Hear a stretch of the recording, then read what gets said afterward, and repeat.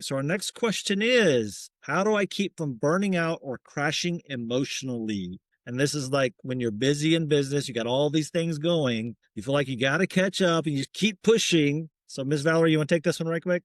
Yeah, I would say for this one, a couple of things. So I've mentioned this before. I host a monthly review and refocus power hour. One of the things that I have on that review each month is what am I continuing to do? I looked at that when I first started, like, okay, there's too much here. What needs to go? Learning what needs to go, right? We have to learn to prune at times. So I think that's really important is because having that ongoing, right?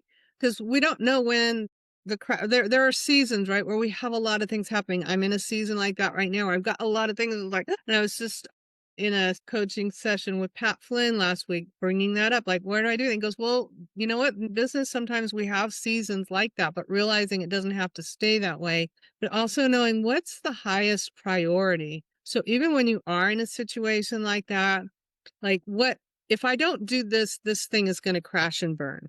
Okay, that's the thing that I need to focus on. All the other things that you think are going to crash and burn aren't going to crash and burn if you don't. There's probably just one or two that are really important that's what you need to focus on. Make those your priority.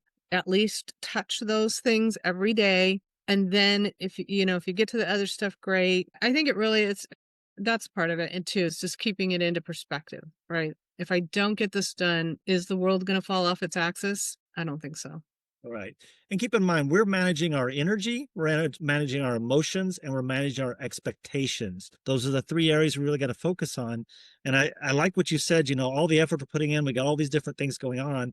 But what things do we need to remove from our calendar? Sometimes you just have to have a list of what do you quit. Find one thing to quit every week because you might not need to be doing it. You may not need to post 30 times a day. Maybe you can post 10 times a day or whatever that is in your life that's a difference. So look at your calendar and say, is there anything I need to quit doing? Remove some of that overwhelm and take a rest day. Everyone needs it, especially ADHD people. There are days where I turn off the world, so to speak, and I just do nothing for a day. We all need that because our brain is so overpowered. Just think about a super sports engine. It goes very fast, but it can also overheat if it goes too fast, too soon, too quick, too long.